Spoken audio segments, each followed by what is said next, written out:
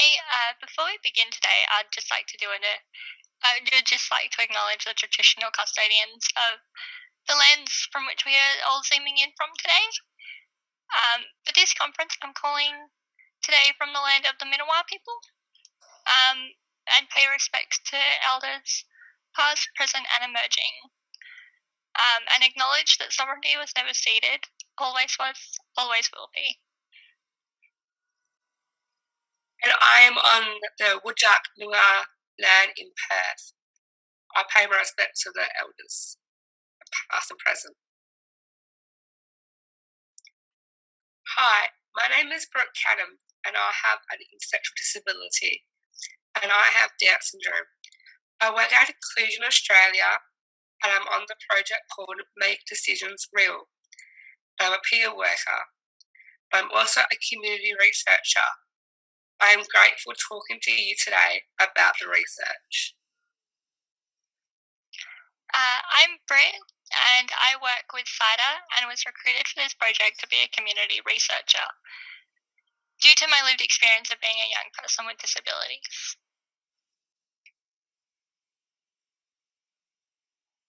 And I'm Becky Rowe. I am Inclusive Practice Manager at Inclusion Australia, and I'm here today in a support role.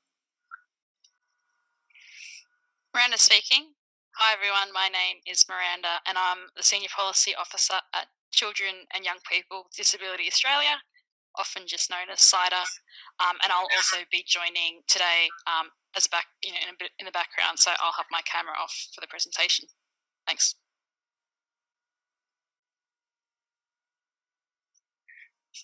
This is Brooke speaking. So about the project, our study looked at what helps young people with cognitive disability develop skills and experience in decision making as they grow up, so that they are able to make bigger decisions over time. We talked to young people, parents and carers about what they do to help build independence in decision making. The project team also talked to other stakeholders like advocates and providers. Today we'll talk about inclusive research, what we found out, building decision-making skills, and support for supporters.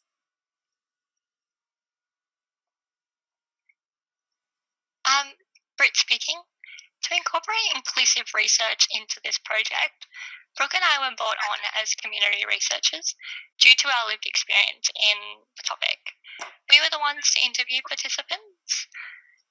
This was extremely important to the research, as not only were we able to connect with the participants on a deeper level and relate to create equal footing, but also ensure the data was interpreted correctly within the reporting process, providing much richer information for the research team.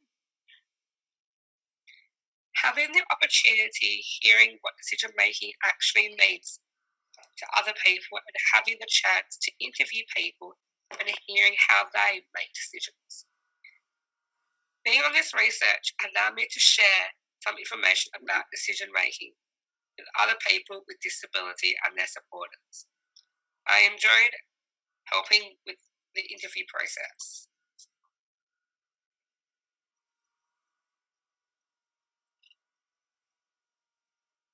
What we found, Brooke speaking, this is what we learned. Young people who had the opportunity to make decisions were more confident about making choices as they grow up. For example, if you want to move out of home, you need the opportunity to make decisions that let you build independent skills first.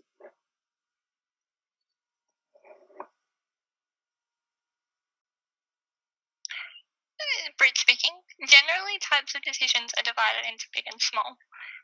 Although this division creates issues within measuring growth, development, and success within the disability world on a larger scale, as it is subject to perspective. What may be a small decision for some may be quite a large one and a milestone breakthrough for others. Depending on the physical capabilities, decision-making capacity, and support system available.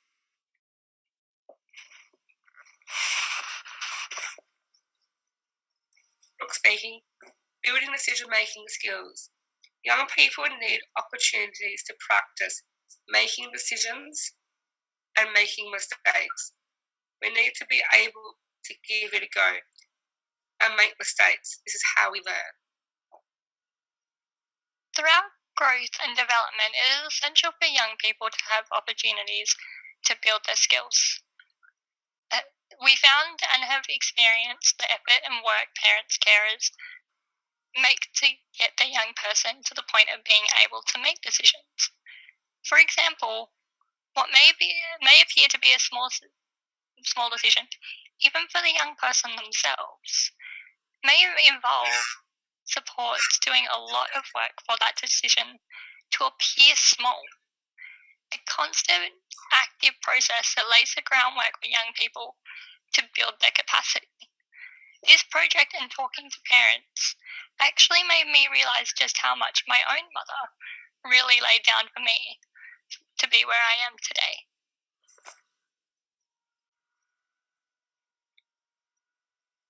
This is Brooke speaking. Support and information. Lots of families and supporters told us they need more information and resources and support to help the young person develop skills about decision making. Some ideas for resources were peer support for decision supporters, posters to put up at home, and a guideline for how support workers can help with support decision making too. Brit speaking. If youths aren't in these active environments or their families are unable to access resources that assist them in supporting their young person's decision-making development, it can be so easy for them to slip through the cracks. It sets our youth up with already multiple disadvantages and can impact the quality of their adult life. This is Brooke speaking. Schools need to take some time and speak to students about this so we are able to make life decisions after leaving school. Schools should also have some information to give to students about decision making so they can have a resource to look back on so they won't forget how decision making works. I never got to learn about supported decision making until a couple of years ago through my work with Inclusion Australia.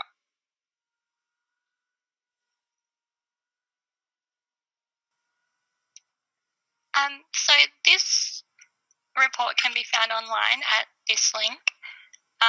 We're hoping that it can be shared in the chat. If not, you could probably screenshot if you want the link. This report is also going to be available in Easy Read. I believe it is already available. But yeah, we worked really hard on it and we're really happy to see it come together. Thank you from the research team. Well, thank you. Thank you to everyone involved in this presentation. It was extremely important piece of work, and again I want to frame this in the context of rights. And everybody has a right to make their own decisions. Everybody has a right to a voice. Everybody has a right to be heard, and everybody has the right to be supported to make those decisions. So the work that you've done with young people is incredibly important, particularly around ensuring, through your work, understanding how people make decisions and how they need to be supported. And we do have a couple of questions. I just have to go to another screen to get the first one. If I could talk to you about your role as community researchers, what worked well in supporting you? Brooke, Brit speaking. Brooke, would you like to go first or would you like me to? Oh, you can, Brit. So for me, what worked really well, I was actually brought on to CIDA for this particular project. So from the start, the expectations were really laid out of what was expected of me. But not only were they laid out, I was really supported from the start. I had Miranda with me through the entire process, encouraging me, talking me through how to go about it, because I'd never actually participated in a research project before. So it was all very new. I've never done or conducted interviews before, and I was the sole interviewer through all of our participants. But I was really supported by our colleague who trained me through leading questions to gather more data. And yeah, the research team from New South Wales were absolutely incredible. The University of New South Wales, they were incredible. They really heard us when we had things to say, when we didn't believe that they were interpreting the data correctly. They listened to us. We felt really motivated and empowered, which I know should be common, but sometimes it can't be, and it was really, really uplifting and such a great project to work on. This is Brooke speaking. I had two support people working with me to support me, and I had Becky and Chris as my support, and the support at Inclusion Australia was incredible.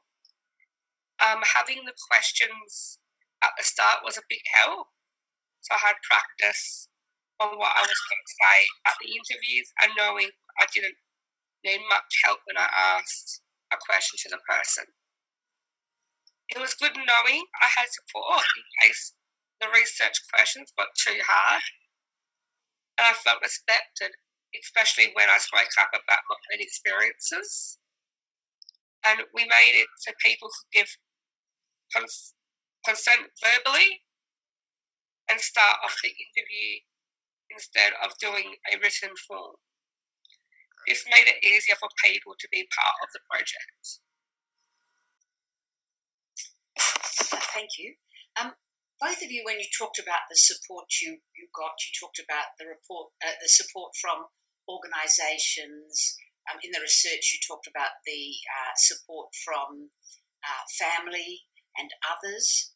But for many young people, they might not necessarily have the support of a family member or somebody else in their immediate circle. And one of the things I've found with supporting people to make decisions is the difficulty for those that are isolated in finding someone to help them make those decisions. Do you have any suggestions how we might find supporters to help young people make decisions if they don't have a strong circle of support themselves? Brooke, would you like to take this one, or? You can if you want, Britt. Okay. So, Britt speaking. This is where I think both Brooke and I have strong opinions that the school system should step up. I think that it should be very much encouraged that schools take an active process in teaching our young people to make decisions. There's a lot of things that schools can do within their environment to help supported decision making. And unfortunately, we don't see a lot of it in my personal experience, and I think in Brooke's as well. Correct me if I'm wrong, Brooke. But yeah, we think schools should be more involved in this process, or at least refer to other resources, and resources should be available to our young people. And when I say resources, I mean inclusive resources in all forms of communication for our young people to be able to access.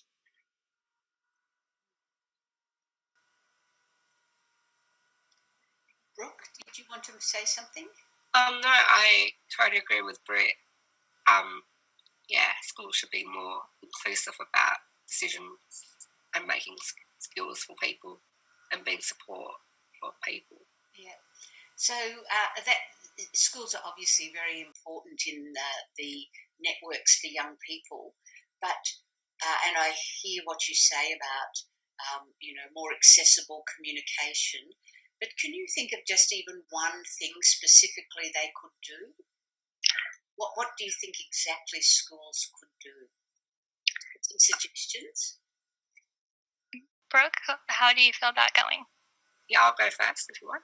Mm-hmm. Brooke speaking. I reckon they need to give hard copies of resources to people and parents to show and demonstrate how to make decisions, and so they can show the children later in the day how to do something. So yeah. Brit speaking. So one of our participants that was a parent herself actually mentioned even talking to an elder young person, so someone like myself and Brooke, would really help them in order to know what decisions they're making for their child.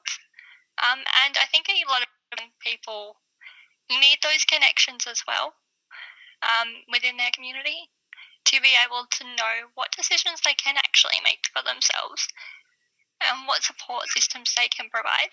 So even schools linking alumni students or students that they know, if the students are comfortable with it, linking those families to other young people or potentially youth groups that are available in the area, or places like Inclusion Australia and places like CIDA that really empower our youth to have that support system if they're not currently able to access it, or providing classes potentially in decision-making capacity. Like, as I said, it's an active process. So building up that decision-making skills, giving the student choices, but in controlled settings that set them up for success. Thank you for that. They're really instructive examples of how we can support young people. And can I just ask you one other question then? What would you do differently if you could do the project again? This is Brooke speaking. I would have changed the questions and break it down in a term, as it was difficult for some people to answer. Maybe testing the questions before the interviews is a good idea. Having photos that go with the questions would have been better. We had to do the interviews online as of COVID, because if we didn't, we could have done it face to face. It was hard, as some people didn't know what to say and had to bring them back to the question what was asked. Yeah. So Britt speaking. I agree with Brooke. What I would have liked to see differently is it was made more of a priority to bring Brooke and I on earlier, like was intended, for us to be able to assist in the questions and creating the questions that we used for our participants, because a lot of the language our young people really struggled with. And it was worded kind of funky, and we struggled sometimes with the wording, and we had to kind of change it up a little bit to get our question across and get that data that we were after. Another thing would be more prepared for various communication styles. So we had as stated, we were all online due to COVID, which I was kind of grateful for, because otherwise I wouldn't have had a job. Because I'm down here in Tassie, but it made it a bit of a struggle and to be able to communicate effectively. Some people didn't want their cameras on, some people didn't want to speak. So some wanted just to write in the chat their answers, and I know my colleague Miranda found that a little bit difficult, but being a gamer, I was like, this is fine. It's Discord. Do this all the time. But so I was able to adapt. But then it came the process of how are we going to save this as a transcript and link it to the audio? And yeah, we were not prepared for that on the admin side of things, which I think we should have been, considering we were working with a lot of youth. Thank you. We don't have any other questions from the audience, but I wondered if we could make sure that people saw the slide again, the one that has the link to the research. So the person who was sharing the slides, I wonder, just in conclusion, if you could put that slide up again so those who would like to get more information about the project can get it from there.